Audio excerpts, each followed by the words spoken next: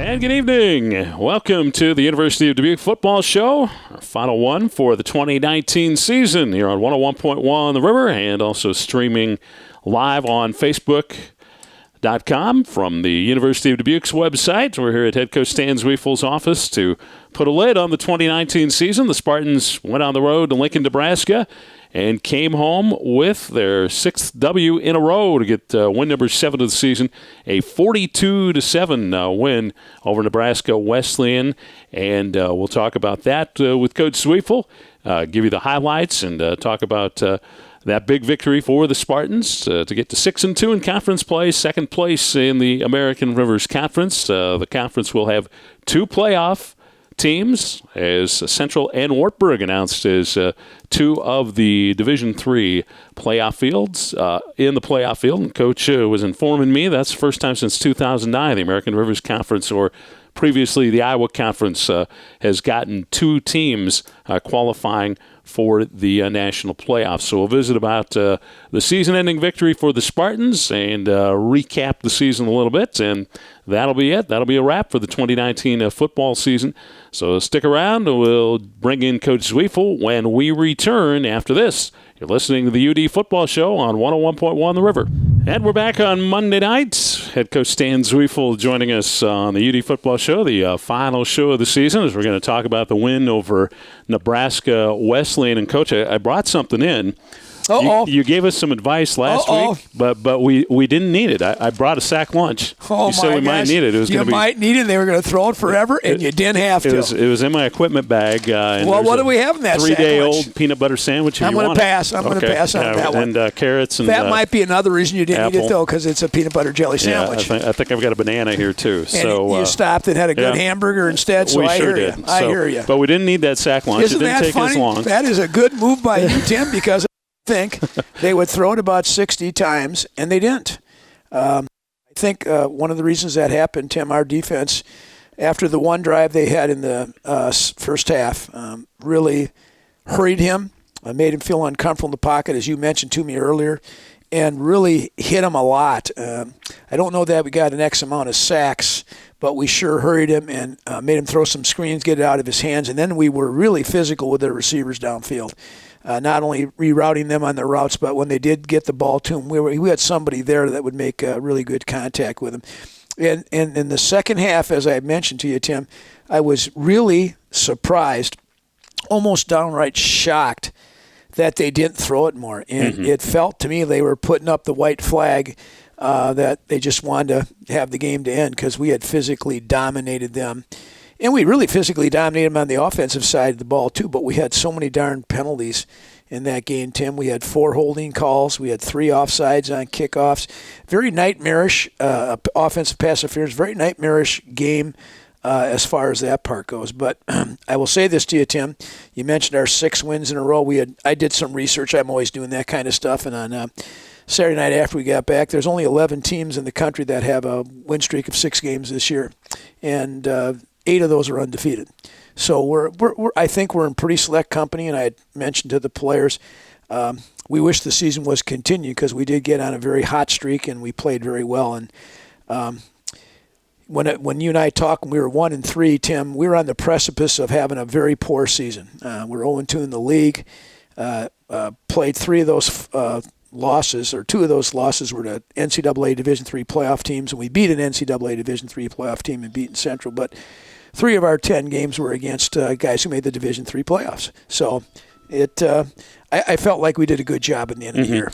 They scored after you'd put 14 points up on the board, and a great opening drive to open the ball game, and got you off to a great start. And that was really big, as you pointed out. Nebraska Wesleyan maybe packing it in later, and that was because you dominated. Tim, we talked about that in the game, what we were going to do. We won the toss, and we didn't win the toss. They won the toss, and they deferred. And so we went against the wind, and I told our guys, the wind at that time probably was 25 to 30 miles an hour, and we really wanted to keep their offense on the sidelines. We had talked last week about that. And, we took, I don't know what play drive, maybe a 12 or 13 play drive, took about 7 minutes off the clock and drove it down for a touchdown, and did it mostly on the ground with a couple third down conversions, throwing the ball, but really kind of asserted our will. and asserted our physicalness at that part, and I thought that really boded well for us because we were able to do the things into the wind, running the ball, and not give them a lot of time with the wind. In the second half, that wind died down, Tim, and it wasn't as much a factor, which also surprised me they didn't throw the ball much. But in the first half, it was a factor in the game. We were able to overcome that with our ability to run the ball. Your seniors really involved in those first two scores, yes. So with Sean Duffy throwing it to Adam Rothus for a second straight week for a score, and then, of course, Cody Reimer, and 14-play, 85-yard drive that took nearly 7 minutes, as you pointed out. Yeah. You know, didn't say this to you last Monday, didn't think it was appropriate, but Cody Reimer probably has a torn PCL and wanted to play his last game with that, so we bandaged him up, taped him up pretty hard so he could play. And then Adam Rothas, who, again, I told you this last week, I think he's the best tight end in the conference when you put his running ability with his receiving ability. And it was great to see him get another touchdown. And, it's always a bittersweet moment, as we talked about last Saturday. Senior night, senior day is a bittersweet moment. And then this is their real last game, Tim. You know, and you do remember that game, and it was good to end like that. And it was really an emotional time after the game for those seniors, and it always is for the coaching staff and the seniors. But I always tell the players, you guys are done, but we get to go on. So it's really important that you try to finish as best you can because most guys' careers end on Saturday. Something that really deflated Nebraska Wesleyan. Another senior, Blaze Barista, block, punt, scoop, and score. And, that was a big play for another senior. Yes, it was. And we had watched they're running what we call a rugby-style punt. They would snap to the punter, and he would roll out to the right like a quarterback rolling out, and they were not blocking the backside edge. And we had seen it twice, and then on the third time we just told Blaze we put on a block and had him flatten out in the backside. He not only blocked the punt, was able to pick it up and score for a touchdown. We had another one. I thought that return fumble was a touchdown, Tim, that they called out at the 3-yard line. I watched the tape, and I'm like, what? The guy's in. He hits the pylon. But I think they were trying to level the playing field a little bit subconsciously. Now, whatever, they'll probably get a couple calls on that, but I really thought they were trying to level the playing field. Yeah, but, that really put Nebraska Wesleyan in a precarious situation. Back to your defense. Yeah. What a year, right? Yeah, you're leading the league in defense as the American Rivers Conference stats come out. 295 yards, number one pass defense, 160 yards. And, what you did against their passing attack that had been averaging over 300 yards, limiting them to 171. Unbelievable. Our team defense, the last 6 games of the season, and you play a variety of different defenses in college, Tim. You've Luther 1 week with the wishbone, Nebraska, Wesleyan, Buena Vista throwing it every down, Loris, a running quarterback who's running around like an option. There's just so many different offensive schemes you see, especially in small college. And we were able to, I think, really be sound defensively all year. And then, of course, our modus operandi for the last 5 years has been taking the ball away. And we had another great year taking the ball away. And I always think that puts a lot of stress on the offense when you're able to take the ball away and give some short fields. You're number one in the league, as it turned out, with interceptions, 18. Yep. So to your point there.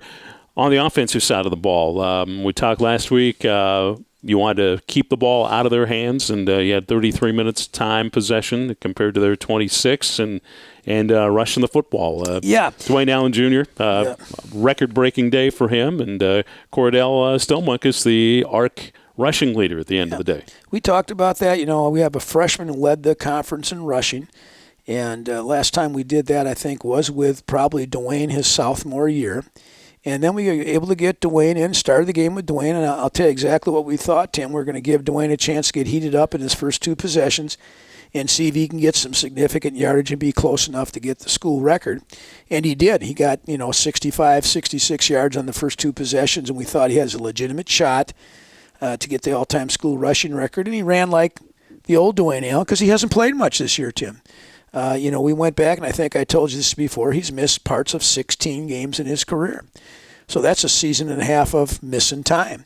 And so when you talk about that, he did all those things with the rushing yards in limited amount of time in 3 seasons. So I was happy for him. Dwayne's a very quiet guy, doesn't show a lot of emotion, and he showed some emotion on Saturday. That fired me up a little bit also, Tim. But got the school rushing record, got Cordell back in there. He made a great run on a touchdown in the fourth quarter. And I felt like when we came off the field, we'd run the ball well.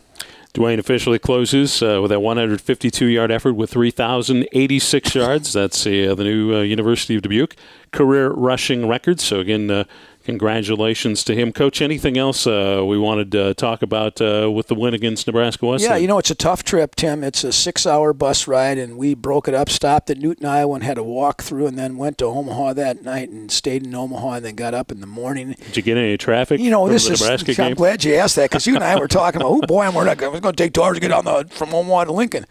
I mean, everybody's going 75 miles an hour down to Galdang, Lincoln.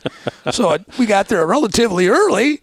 But I've always wanted to be early. I'd rather be an hour earlier than 5 minutes late. That's just me. And so we got down there and acclimated ourselves and let the kids walk around a little bit. And it came out to be a real nice day for us. Just a few Badger fans in Lincoln. Yeah, just a few. They're all driving 75, too, so they all moved along pretty fast. Well, it certainly was a great win for the Spartans. As we pointed out, a 6th win in a row and finishing 6-2 in the American Rivers Conference, 7-3. On the season, and we'll come back for the second half of the University of Dubuque football show and get some reflections on the season with Coach Zwiefel, and we'll finish out the program for this year when we come back on 101.1 The River. And we're back on this Monday night as we get ready to put a wrap on the University of Dubuque football show for 2019. And Coach, I know you've talked many times about wanting to be a playoff team, and that's always the goal. That didn't quite happen this year. 7-3 record, 6-2, and just I was looking back in the history of University of Dubuque football. This is your 5th 7-win season. 11 seasons, and I counted only 7 other times UD has had 7 or more wins since 1912. Prior to that, before I'm very proud of that, Tim. But what I'm most proud of, I think we mentioned a little bit last week's show, but in the last 5 years in the conference, we're 29-10, which is 74% winning. Mm-hmm. And overall, our team in the last 5 years is 36-15, which is 71%. And when I took this job a number of years ago, 11 it has been now, we really wanted to get ourselves in a conversation of a team that can play well every year. And we've been first once, second 3 times, and third once in that 5-year span. So I think we can be mentioned in the top of the league. I think we have the ability to win the league. Now, we didn't, and Tim, that is very, very disheartening. I thought this year's team, and I told you I thought last year's team had the potential to be conference champs. The Simpson game will haunt us forever in 2019. That game will haunt me. When I think about all the good things that happen in the back of my mind, there's a little cloud with Simpson. That's a game I thought we should have won. And we did. And so, you move on, and I thought our club did a great job and our coaching staff did a great job of putting those hard first 4 games behind us and focusing on every game. And the win down in Central is a big win. That's a 9-1 team who beat Wartburg in the national playoffs, and we dominated that game. Yeah, that was a dominating victory. Oh, my gosh. When we left the field in that game, I had told our guys, we're by far the better football team than these guys on that given Saturday, Tim. And so I think you look back and you say what might have been, but you can't do anything about that. But I told the seniors they have tied again the most wins in a 4-year career, and they're part of that 5-year consistency thing. And I'd like to go another 5 years with having that kind of success that we've had, Tim. Now, we'll return a lot of players, probably more than we should, because we were a young team in a lot of areas, Tim. We feel good about that. But, in small college football, you never know who's going to come back. You don't know what's going to happen financially to kids. There's just a lot of factors in our level of football that you don't know who's going to be back. So we're going to give them 2 weeks off and get into our off-season program. I can't wait for spring ball, Tim. I'm really excited about spring ball, getting back with our kids and getting a chance to coach and get that going. But I'm going to reflect on this season and think we did some really nice things, but there'll be an if when I think about it, Tim. There really will be. And that if really, in my mind, resonates with Simpson.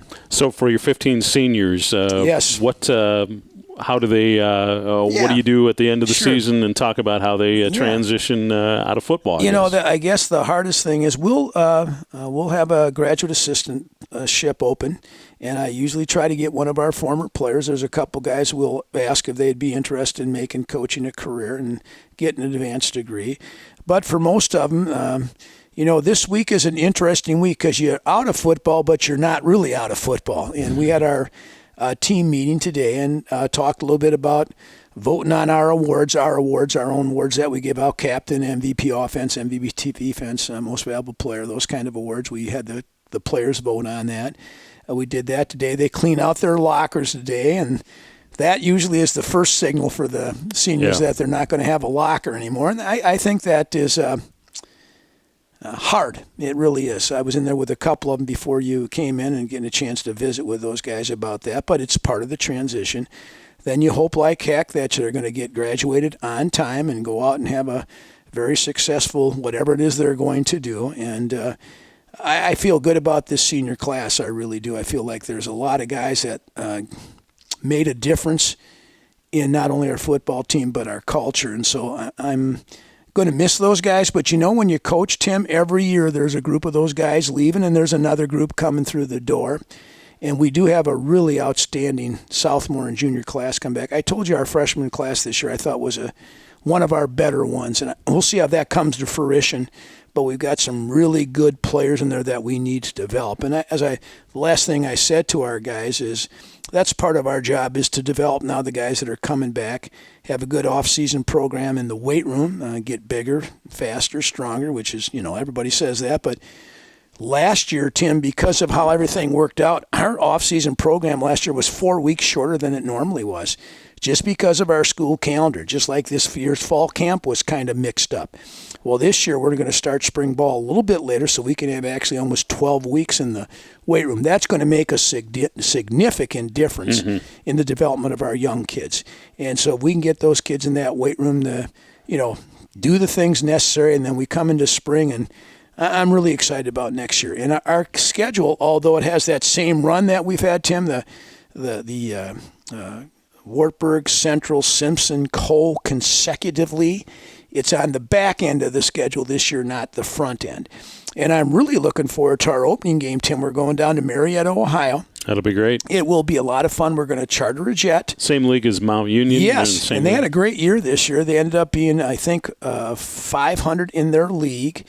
And that's kind of Joe's son went to school at Marietta, so there's some kind of connection there. And we're really excited about going down and playing another school in a great conference, Ohio Athletic Conference. And we've had the WIC, we've had the CCIW, we've had the MIAC, we've had the Northwest Conference. Holy cow! Now we're going to take another one. That's really exciting for me as a coach and for our players. And that'll be a lot of fun to go to a place we haven't been before, get a chance to get on a plane, which we try to do once every 2 years for our kids, to give them the experience that some of the guys at the Division I level get. We're always trying to give those guys that kind of experience. So we're really excited about that. Then lacrosse will be the other non-conference club.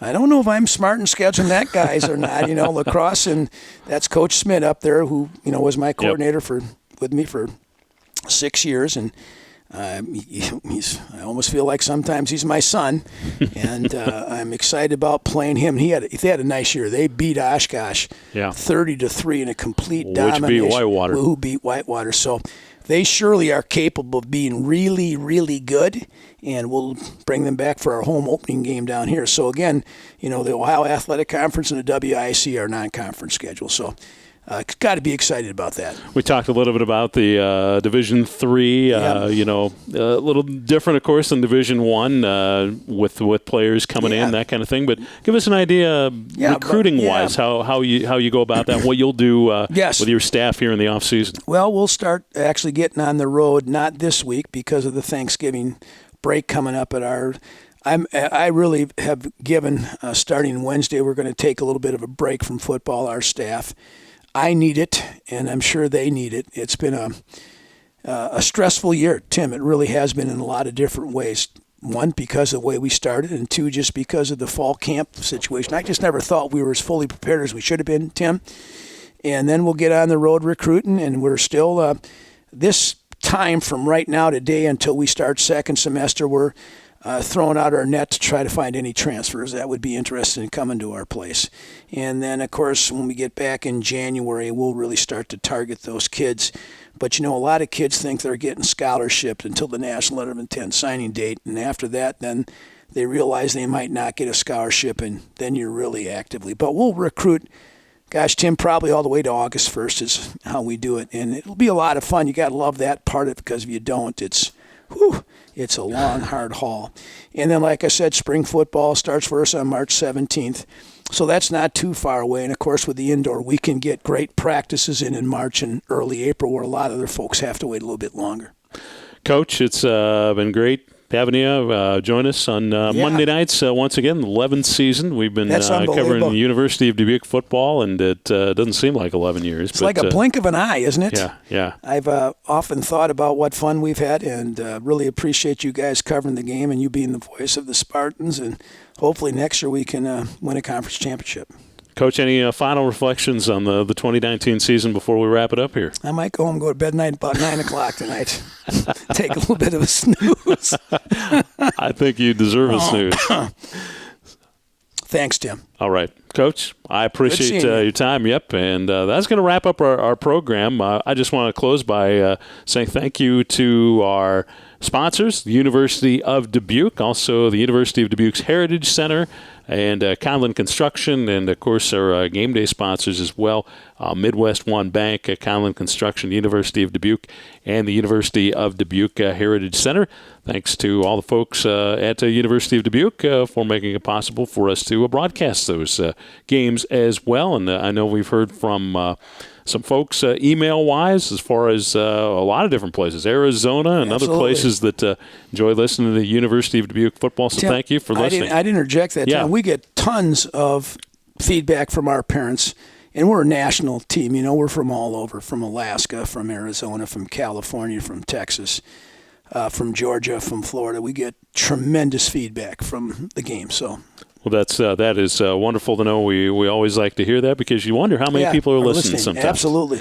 So we appreciate that. And I know we talked to a number of parents as well that saw on Saturday and the previous Saturday. So it really is a lot of fun. Jim Kaloran, thank you once again for doing a great job of doing the color commentary. And thanks to Mike Bumgardner, our in-studio producer for the UD football show on Monday nights. And, Thanks, Mike. Yeah, I couldn't do it without him. And Zach Dillon on Saturdays, and Mike also. So that is going to wrap it up for our University of Dubuque football shows for 2019. Till next year, I'm Tim Larry on 101.1 The River.